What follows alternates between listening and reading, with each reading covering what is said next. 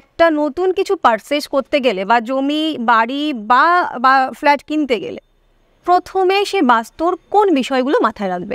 Flat কিনতে গেলে কি কি সমস্যা হতে পারে? কারণ ফ্ল্যাটের আউটলেটের একটা সমস্যা থাকে, কারণ সমস্ত টয়লেট কিচেন একটা দিকেই কিন্তু জলের ব্যবস্থা থাকার জন্য আউটলেট বা পাশাপাশি কোনো ফ্ল্যাট থাকার জন্য সম্ভব হয়ে ওঠে না যে বাস্তু মত অনুসারে গড়ে তোলা। সেক্ষেত্রে প্রত্যেকটা মানুষের যেটা দেখা দরকার সেটা হচ্ছে, দেখুন অনেকে বলে যে এন্ট্রান্স, প্রবেশদ্বার, যেটা কিনবো না ওটা কিনবো না।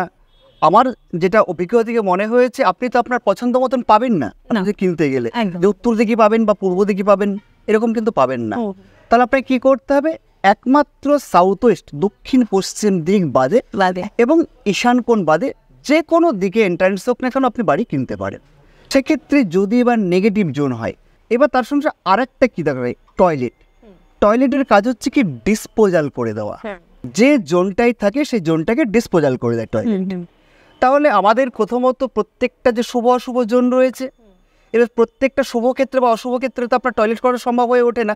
আপনি যখনই ফ্ল্যাট কিনতে নর্থে হয়ে গেছে, কারো সাউথে হয়ে গেছে, তাহলে জোনগুলোকে ডিস্টার্ব করে, সেখানে কিন্তু প্রপার রেমেডি হয়ে যাবে। কোনো ভালো বাস্তুবিদকে দেখিয়ে নিন, তাহলে প্রপার রেমেডি হয়ে যাবে, আপনার বাস্তু নিয়ে কোনো সমস্যা থাকবে না।